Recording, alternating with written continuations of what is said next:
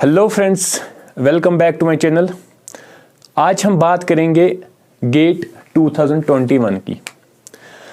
जैसा कि आप सबको पता है कि अभी खाली लास्ट के 2 मंथ्स बचे हैं, कौन सा, दिसंबर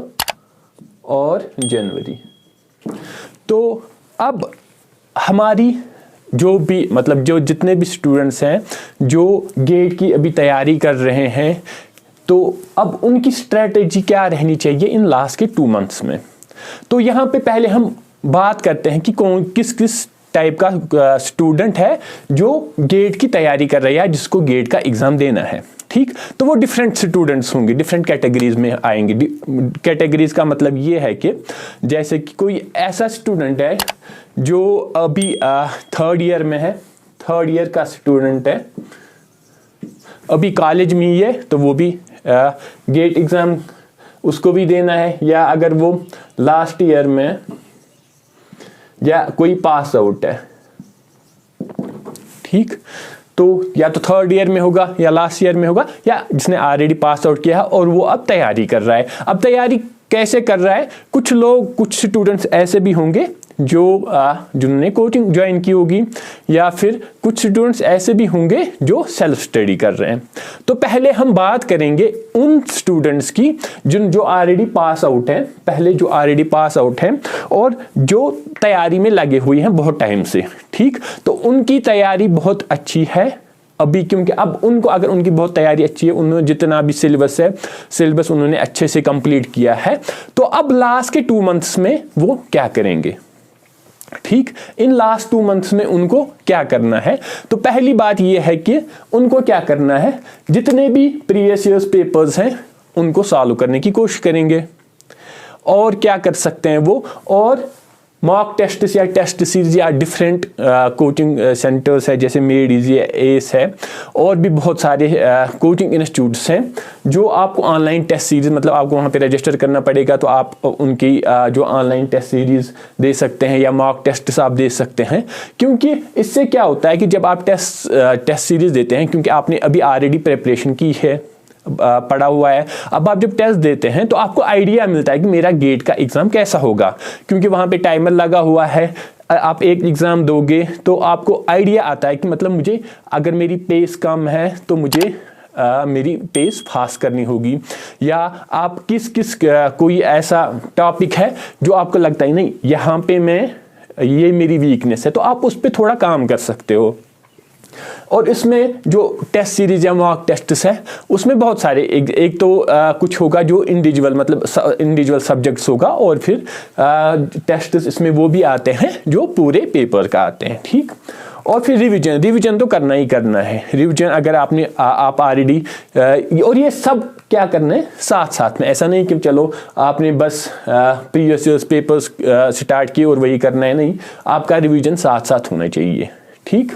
और उसके बाद क्या है, और जितने भी, फॉर एग्जांपल आपका कोई ऐसा सब्जेक्ट है, एल्गोरिथम है या कोई और चीज़ है, वहाँ पे आपको क्या, जो भी उसमें important points, for example algorithm की अगर हम बात करेंगे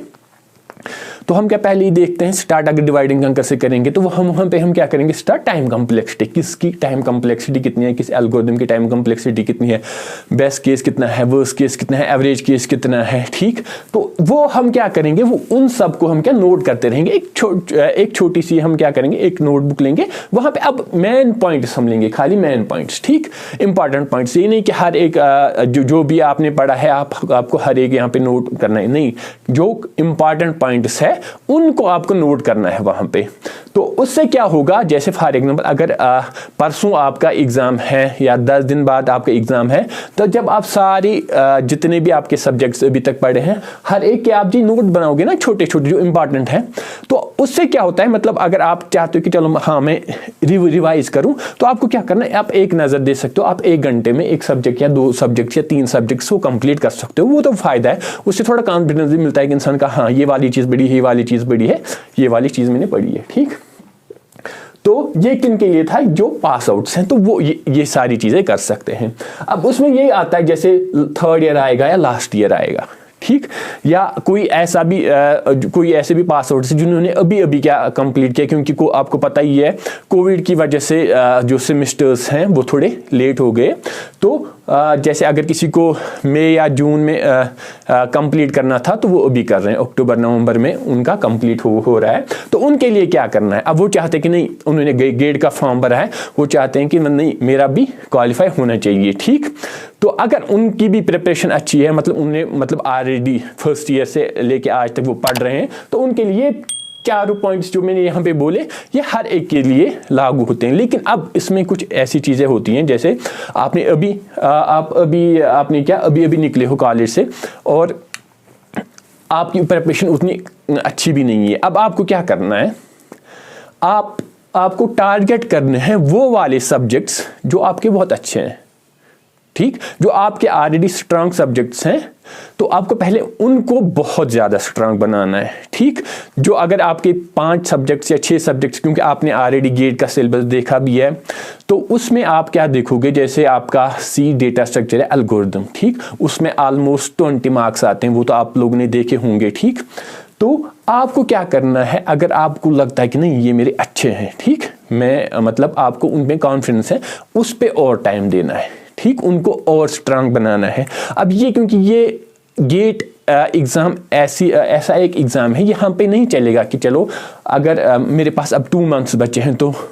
मैं इन 2 मंथ्स में क्या करूँगा, जितने भी सारे सब्जेक्ट्स हैं हर एक को पढ़ लूँगा, क्योंकि आप ऊपर से पढ़ोगे मतलब आपने कुछ नहीं पढ़ा। क्योंकि ये गेट एग्जाम है, इसमें ऐसे क्वेश्चन नहीं आएंगे कि आपने सारा पढ़ा है ऊपर से, मतलब अगर आपने सब कुछ ऊपर से पढ़ा है मतलब आपने कुछ नहीं पढ़ा, ठीक। यहाँ पे जब तक आपको पूरा नॉलेज नहीं होगा, मतलब डीप अंडरस्टैंडिंग नहीं होगी किसी टॉपिक की, तो आप वहाँ पे गेट में क्वेश्चन सॉल्व नहीं कर पाओगे। फॉर एग्जाम्पल अब 3rd ईयर और लास्ट ईयर इन स्टूडेंट्स की बात करते हैं, तो इनको क्या करना है अब लास्ट 2 मंथ्स में, अगर इनकी प्रिपरेशन उतनी है नहीं, अब कोई चाहता है कि नहीं मुझे गेट तो करना ही है लेकिन अब मेरे पास उतना टाइम नहीं है, मैं क्या करूं, लेकिन ये भी चाहता है कि गेट तो क्वालिफाई होना चाहिए एटलीस्ट, ठीक। अगर आप ये चाहते हो कि एटलीस्ट गेट क्वालिफाई होना चाहिए, ठीक, तो आपको जैसे अगर हमारे पास 10 अब ये जो आपने सिलेबस भी देखा होगा वहाँ पर यूनिट 1 to 10 है, ठीक, यूनिट 1 से लेके यूनिट 10 है, ठीक। आपको क्या करना है, आप सबसे पहले आप सिलेबस गेट का अपने सामने रखोगे और फिर इन 10 यूनिट्स में, क्योंकि ये क्या है 10 यूनिट, ये यूनिट नहीं है, डिफरेंट सब्जेक्ट्स हैं, ये 10 या 12 या 15 सब्जेक्ट्स भी हो सकते हैं। आपको क्या करना है, आपको पहले वो देखना है कि कौन कौन सा सब्जेक्ट है जिसमें आपको कॉन्फिडेंस है, हाँ क्योंकि ये मेरा अच्छा है। फॉर एग्जाम्पल अगर यहाँ पे 4 सब्जेक्ट्स या 5 सब्जेक्ट्स भी ऐसे हैं जो आपको लगता है कि नहीं ये मेरे अच्छे हैं, ठीक, क्योंकि आपके पास अभी उतना टाइम नहीं है क्योंकि 2 मंथ्स में आप पूरे 10 के 10 यूनिट्स कंप्लीट नहीं कर सकोगे बहुत अच्छे से, वो इम्पॉसिबल है। अब आपको क्या करना है, टारगेट वही करना है और आपको वेटेज भी देखनी, जैसे प्रीवियस ईयर्स पेपर्स वहाँ पे देखने भी, वहाँ पे आप देखोगे, अगर आप नेट में भी सर्च करोगे, गूगल में सर्च करोगे, तो वहाँ से आपको पता चलेगा कि किन सब्जेक्ट्स की वेटेज कितनी है, ठीक। तो अगर अब आप यहाँ पे क्या करोगे, क्योंकि अगर आपके 10 यूनिट्स हैं, आप चाहते हो कि नहीं मेरा गेट होना चाहिए लेकिन मेरे पास उतना टाइम नहीं है, अब इतना कम टाइम है तो मुझे क्या करना होगा इस कम टाइम में, यहाँ से 5 या 6 सब्जेक्ट्स जो भी आपको लगता है कि नहीं ये मेरे अच्छे सब्जेक्ट्स हैं, जिन पे आपको कॉन्फिडेंस है, इनको टारगेट करो, बाकियों को छोड़ो भी। क्यों छोड़ना है, क्योंकि अगर आप कोई ऐसा सब्जेक्ट पढ़ रहे हो जो आपको लगता है नहीं ये मेरा काफ़ी वीक है, फॉर एग्जांपल आपका कोई ऐसा सब्जेक्ट्स है जैसे कंप्यूटर नेटवर्क, फॉर एग्जांपल ले रहे हैं, वो आपका बहुत वीक है, ठीक। तो मतलब अब आपने अगर, क्योंकि आपके पास खाली 2 मंथ्स बचे हैं, 2 मंथ्स में अब आपने क्या किया, आप सोचो नहीं ये मेरा वीक है, मैं पहले इसी को पढ़ता हूँ, लेकिन आपको वो पढ़ने में एटलीस्ट 15-20 दिन लगेंगे, एटलीस्ट, ठीक। तो आपके पास उतना टाइम है नहीं और वो आप अफोर्ड नहीं कर सकोगे। उससे बेटर है, क्योंकि अगर जो आपके पास अगर 5 सब्जेक्ट्स हैं, 2 मंथ्स हैं, तो हर एक सब्जेक्ट को आप 10 दिन दो या 8 दिन दो, 8 या 10 days to 8 days, ठीक, एक सब्जेक्ट को दो और उसको काफ़ी स्ट्रांग करो। और इसमें भी सेम ये वाले फिर यहाँ पे भी अप्लाई होते हैं, क्योंकि अगर आपके पास उतना टाइम है कि आप ये अटेंड कर सकते हो तो ठीक है, नहीं है, आपको लगता है कि नहीं मेरे पास उतना टाइम नहीं है क्योंकि मेरे पास काफ़ी टाइम जाएगा, तो फिर आप इसको छोड़ो, ठीक। तो लेकिन रिवीजन या फिर ये नोट ऑल इम्पॉर्टेंट, ये क्योंकि जब आप पढ़ना स्टार्ट करोगे तो ये बहुत इंपॉर्टेंट है आपको। इससे क्या होता है, जैसे परसों एग्ज़ाम है, 3 दिन पहले एग्ज़ाम है, तो आपको पूरे जितने भी आपने तैयारी की है ना, तो आप उसको 2-3 घंटे में क्या कर सकते हो, 2-3 आवर्स में आप उसको पूरा देख सकते हो। तो उससे एटलीस्ट थोड़ी ना कॉन्फिडेंस मिल जाती है इंसान को कि हाँ ये मुझे आता है, ये मुझे भी आता है। क्योंकि यहाँ पे क्या होता है, फिर जब आप गेट में जाते हो वहाँ पे आप जो इंपॉर्टेंट फार्मूलाज है वही भूल जाते हो, वरना क्वेश्चन तो आपको आइडिया है पूरा, हाँ अच्छा ये इसमें ऐसा करना है, ऐसा करना है, लेकिन फार्मूला आप भूल गए। तो इसलिए ये इंपॉर्टेंट है, क्योंकि जितने भी इंपॉर्टेंट फार्मूला है सब इसमें रखो, एटलीस्ट वहाँ पे बहुत सारी उसको नज़र मारनी है तब तक जब तक ये पूरी आपको याद ना रहे, ठीक। तो ये किन के लिए था, जो 3rd ईयर या लास्ट ईयर था, या कोई पास आउट भी जो अभी पास आउट हुआ है और वो क्या चाहता है कि नहीं मेरा गेट होना चाहिए, तो उसके लिए सबसे ये इम्पॉर्टेंट है कि पूरा सिलेबस टारगेट ना करे, खाली वो वाले सब्जेक्ट्स टारगेट करे जो आपको लगते हैं अच्छे। फॉर एग्जांपल एक जैसे अगर आपका डिस्क्रीट मैथमेटिक्स है, डिस्क्रीट मैथमेटिक्स, तो इसमें यूजुअली 10 मार्क्स आते हैं। अगर हम पूरे पिछले प्रीवियस ईयर्स की